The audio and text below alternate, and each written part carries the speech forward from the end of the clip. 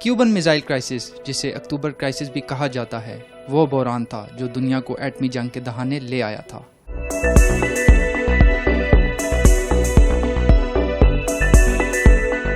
دوسری جنگ عظیم کے بعد امریکہ اور سوویت یونین کے درمیان سرد جنگ کا آغاز ہوا، لیکن 1962 میں دونوں طاقتوں کے تعلقات کشیدگی کی بلند ترین سطح پر پہنچ گئے۔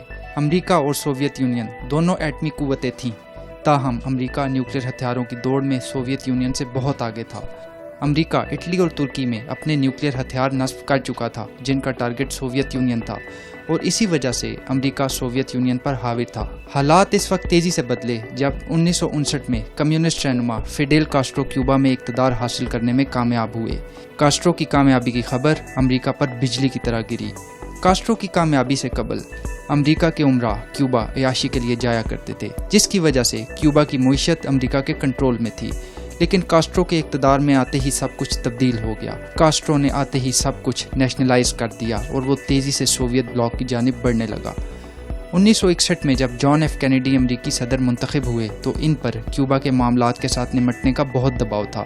جان ایف کینیڈی نے عہدہ سنبھالنے کے 4 ماہ بعد یعنی اپریل 1961 میں بے آف پگز انویژن شروع کیا، جس کے تحت تقریباً 1500 کیوبن جنہیں امریکی CIA نے ٹریننگ دی تھی، انہوں نے کیوبا پر حملہ کر دیا تاکہ وہ کاسٹرو حکومت کو عدم استحکام کا شکار یا پھر ختم کر سکیں۔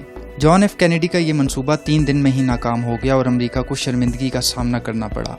کاسٹرو کی کامیابی سوویت یونین کے کروس چیف کے لیے بہت اہم تھی، کیونکہ انہیں مغرب میں انتہائی اہم اتحادی مل گیا تھا۔ کروس چیف نے سوچا کہ اس سے پہلے کہ امریکہ کاسٹرو حکومت کے خلاف کوئی اور قدم اٹھائے، کیوں نہ کیوبا میں نیوکلیر ہتھیار نصب کر دیے جائیں۔ کروس چیف کا یہ فیصلہ انتہائی خفیہ رکھا گیا اور نیوکلیر ہتھیار بحری جہازوں اور سب میرینز کے ذریعے کیوبا پہنچا دیے گئے۔ اس سب معاملے کو اس حد تک خفیہ رکھا گیا تھا کہ بحری جہاز اور سب میرینز کے عملے کو بھی نہیں پتا تھا کہ ان کی منزل کیا ہے۔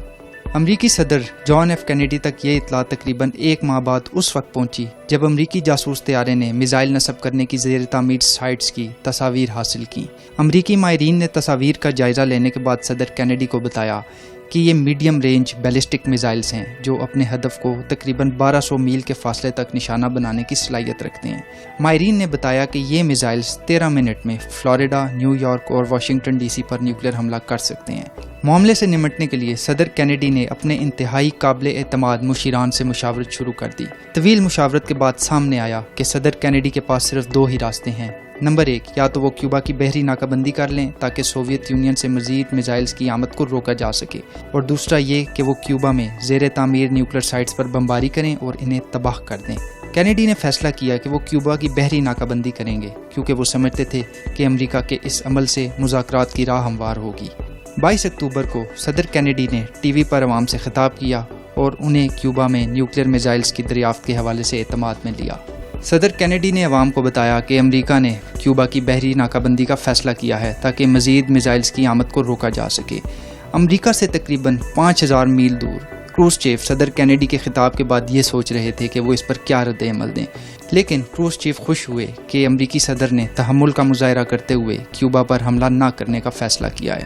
امریکی صدر کے خطاب کے موقع پر بھی سوویت بحری جہازوں اور سب میرینز کی ایک بڑی تعداد نیوکلیر میزائلز لے کر کیوبا کی جانب رواں دواں تھی۔ کروس چیف نے بھڑک ماری کہ سوویت بحری جہاز ہر صورت میزائل لے کر کیوبا پہنچیں گے۔ کروس چیف کے اس اعلان کے بعد ہی امریکہ میں ہر طرف افراتفری پھیل گئی۔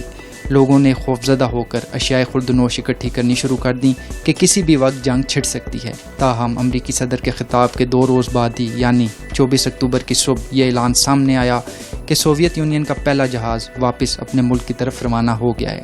صدر کینیڈی کی کیوبا کی بحری ناکہ بندی کا فیصلہ درست ثابت ہوا اور کیوبا کی جانب مزید نیوکلیر میزائلوں کی آمد کا سلسلہ تھم گیا۔ سوویت بحری جہازوں کی واپسی کی خبر سن کر اس وقت کے امریکی وزیر خارجہ ڈین رسک نے کہا، "We were eyeball to eyeball and I think the other fellow just blinked." یعنی ہم اور سوویت یونین آمنے سامنے آ چکے تھے لیکن ہمارا مخالف پیچھے ہٹ گیا۔ کہا جاتا ہے کہ اگر اس وقت امریکی صدر کیوبا پر حملے کا فیصلہ کر لیتے تو دنیا میں بہت بڑے پیمانے پر ایٹمی جنگ چھڑ جاتی۔ سوویت یونین کے بحری جہازوں کی واپسی کے باوجود بحران ابھی ختم نہیں ہوا تھا، جس کی بنیادی وجہ زیر تعمیر نیوکلیر سائٹس تھیں جو اب تکمیل کے قریب تھیں۔ اس خطرے کو مد نظر رکھتے ہوئے امریکی اسٹریٹجک کمانڈ ملک کی تاریخ میں پہلی بار DEFCON 2 پر منتقل ہوئی، یعنی نیوکلیر جنگ سے صرف 1 قدم پیچھے۔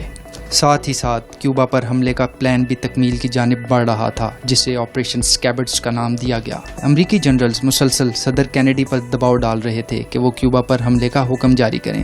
جنگ کے امکانات تیزی سے بڑھ رہے تھے کہ 26 اکتوبر کی شام معاملے کا سفارتی حل نکلنے کی امید روشن ہوئی۔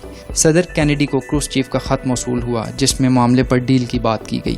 کروس چیف نے کہا کہ اگر امریکہ کیوبا کی بحری ناکہ بندی ختم اور مستقبل میں حملہ نہ کرنے کی یقین دہانی کرا دے تو وہ بھی کیوبا سے سوویت افواج کو واپس بلا لیں گے۔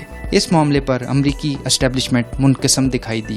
بعض لوگوں کی رائے تھی کہ کیوبا پر حملہ کیا جائے کیونکہ کسی قسم کا سمجھوتا کمزوری تصور کیا جائے گا، لہٰذا کروس چیف کو مزید انتظار کرنا تھا۔ 27 اکتوبر 1962 وہ دن جسے بلیک سیٹرڈے کا نام دیا گیا، جس کی وجہ وہ بیانات تھے جو نیوکلیئر جنگ کی راہ ہموار کیے جا رہے تھے۔ 27 اکتوبر 1962 کو کیوبا کے صدر فیڈل کاسٹرو نے کروس چیف کو خط تحریر کیا۔ کاسٹرو نے کروس چیف سے کہا کہ وہ سمجھتے ہیں کہ امریکہ پر حملہ ناگزیر ہو چکا ہے، لہٰذا کروس چیف امریکہ پر نیوکلیئر حملے کا فوری حکم دیں۔ لیکن کروس چیف اب بھی سمجھتے تھے کہ مسئلہ مذاکرات سے حل ہونا چاہیے۔ اسی روز کروس چیف نے صدر کینیڈی کو ایک اور تجویز پیش کی۔ کروس چیف نے کہا کہ وہ کیوبا سے اپنے نیوکلیئر میزائلز اس شرط پر ہٹائیں گے جب امریکہ ترکی سے اپنے جوپیٹر نیوکلیئر میزائلز ختم کرے گا۔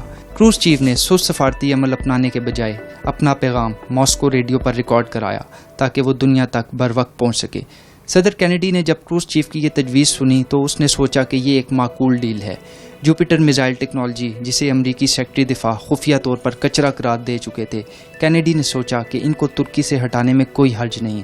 صدر کینیڈی کے مشیران اور ترکی نے ڈیل کی مخالفت کرتے ہوئے کہا کہ اس سے نیٹو کی طاقت کمزور ہوگی اور کروس چیف کے مطالبات بھی بڑھتے جائیں گے۔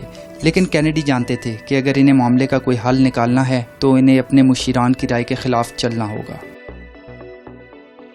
اسی روز امریکی جاسوس طیارہ زیر تعمیر نیوکلیئر سائٹس کی تصاویر لینے کی غرض سے کیوبا کی حدود میں داخل ہوتا ہے، جسے سوویت یونین کے ریڈار پکڑ لیتے ہیں اور ٹارگٹ نمبر 33 کا نام دیتے ہیں۔ سوویت افواج کئی روز سے ہائی الرٹ تھیں۔ اگر جاسوس طیارہ نیوکلیئر سائٹس کی تصاویر لے کر واپس امریکہ جانے میں کامیاب ہو جاتا تو امریکہ کو انتہائی اہم معلومات مل جاتی، لہٰذا ٹارگٹ نمبر 33 کو گرانے کا حکم جاری کر دیا گیا۔ سوویت افواج نے 2 میزائل فائر کیے اور جاسوس طیارہ مار گرایا۔ اس تمام بحران میں انسانی جان کا یہ پہلا ضیاع تھا۔ امریکی جاسوس طیارہ تباہ کیے جانے کی خبریں صبح سے ہی ٹی وی پر چل رہی تھیں۔ امریکی افواج صدر کینیڈی پر مسلسل دباؤ ڈال رہی تھیں کہ وہ کیوبا پر حملے کا حکم دیں۔ اس نازک گھڑی میں صدر کینیڈی نے اپنے بھائی بابی کینیڈی، جو اٹارنی جنرل بھی تھے، ان کو طلب کیا۔ بابی کینیڈی نے ٹیڈ سورنسن، جو امریکی صدر کی تقاریر لکھا کرتے تھے، ان کی مدد سے ایک جوابی ڈرافٹ تیار کیا جس میں سوویت یونین کو پیشکش کی گئی کہ اگر وہ کیوبا سے اپنے میزائل ہٹا دیتے ہیں تو امریکہ کیوبا پر حملہ نہیں کرے گا۔ اس کے علاوہ جوپیٹر میزائل ہٹانے کا بھی وعدہ کیا گیا، تاہم کروس چیف سے کہا گیا کہ وہ جوپیٹر میزائل ہٹانے کے امریکی وعدے کو خفیہ رکھیں تاکہ امریکہ کا اتحادی نیٹو اس سے ناراض نہ ہو۔ یہ پیشکش صدر کینیڈی کی آخری امید تھی۔ اس کے مسترد ہونے کی صورت میں جنگ کے سوا کوئی آپشن نہیں تھا۔ بابی کینیڈی سوویت سفیر سے ملے اور انہیں صدر کینیڈی کی پیشکش کے بارے میں بتایا۔ اسی دوران بحر اوقیانوس میں انتہائی خطرناک صورتحال پیدا ہو گئی۔ امریکی بحریہ نے سوویت بحری جہازوں کی تلاش شروع کر دی اور وہ اس میں کامیاب بھی ہو گئے۔ امریکی بحریہ نے ڈیپتھ چارجز کا حملہ شروع کیا تاکہ انہیں مجبور کیا جا سکے کہ وہ پانی کی سطح پر آ جائیں۔ امریکی بحریہ سوویت سب میرین B-59 کی گزشتہ 2 روز سے تلاش کر رہی تھی۔ ڈیپتھ چارجز کی وجہ سے سوویت سب میرین کے اندر درجہ حرارت بڑھ رہا تھا، یہاں تک کہ اس میں سوار فوجیوں کے لیے سانس لینا بھی دشوار ہو گیا۔ مسلسل ڈیپتھ چارجز کی وجہ سے سوویت سب میرین کا ماسکو سے رابطہ تقریباً 24 گھنٹے منقطع رہا۔ سب میرین کے کپتان نے یہ سمجھتے ہوئے نیوکلیئر ہتھیار لوڈ کرنے کا حکم جاری کر دیا کہ شاید تیسری جنگ عظیم کا آغاز ہو گیا ہے، تاہم حملے کے لیے سب میرین میں سوار تمام افسران کا متفق ہونا ضروری تھا۔ تمام افسران نے نیوکلیئر حملے کی اجازت دے دی سوائے وسیلی آرکیپوف کے۔ کہا جاتا ہے کہ اگر وسیلی آرکیپوف بھی حملہ کرنے پر رضامندی ظاہر کر دیتے تو دنیا میں ایٹمی جنگ چھڑ جاتی۔ کروس چیف پہلے ہی ایک قدم پیچھے ہٹنے کا فیصلہ کر چکے تھے۔ جیسے ہی انہیں کینیڈی کا یہ پیغام موصول ہوا کہ وہ جوپیٹر میزائلز ہٹانے کے لیے تیار ہیں تو انہوں نے صبح ہوتے ہی ریڈیو ماسکو پر پیغام ریکارڈ کرایا جس میں انہوں نے کہا کہ وہ امریکی پیشکش کو قبول کرتے ہیں، جس کے بعد کیوبن میزائل کرائسس اپنے اختتام کو پہنچا۔ کیوبا میں سوویت افواج کو یہ حکم جاری کر دیا گیا کہ وہ نیوکلیئر میزائل اتاریں اور انہیں واپس اپنے ملک لے آئیں۔ تمام نیوکلیر میزائلوں کی سوویت یونین روانگی کے بعد 20 نومبر کو کیوبا کی بحری ناکہ بندی ختم کر دی گئی اور وعدے کے مطابق 5 ماہ بعد جوپیٹر میزائلز کو بھی ہٹا دیا گیا۔ کروزچیو اور کینیڈی دونوں نے سکھ کا سانس لیا کہ بالآخر یہ بحران اپنے اختتام کو پہنچا۔ تاہم کیوبا کے صدر فیڈل کاسٹرو اور امریکی افواج اس سب سے خوش نہیں تھے۔ کاسٹرو نے کہا کہ سوویت یونین نے انہیں دھوکہ دیا اور انہیں بتائے بغیر ڈیل کی۔ امریکی افواج جو بحران کے آغاز سے ہی صدر کینیڈی پر کیوبا پر حملے کا دباؤ ڈال رہی تھی، ان کو بھی ڈیل پر تحفظات تھے۔ جنرل کرٹس لیمے نے اس ڈیل کو امریکی تاریخ کی بدترین شکست قرار دیا۔ کیوبن میزائل کرائسس نے سرد جنگ پر اہم اثرات مرتب کیے، وہ بحران جو دنیا کو ایٹمی جنگ کے دہانے لے آیا تھا۔ اس تمام بحران کے دوران واشنگٹن اور ماسکو کے مابین فوری رابطے کا کوئی ذریعہ نہیں تھا، جس کی وجہ سے پیغام رسانی میں بہت وقت لگتا تھا۔ لہٰذا فیصلہ کیا گیا کہ دونوں ممالک جلد رابطے کے لیے ہاٹ لائن قائم کریں گے تاکہ مستقبل میں کسی بھی بحران کی صورت میں کریملن اور وائٹ ہاؤس کے درمیان فوری رابطہ ہو سکے۔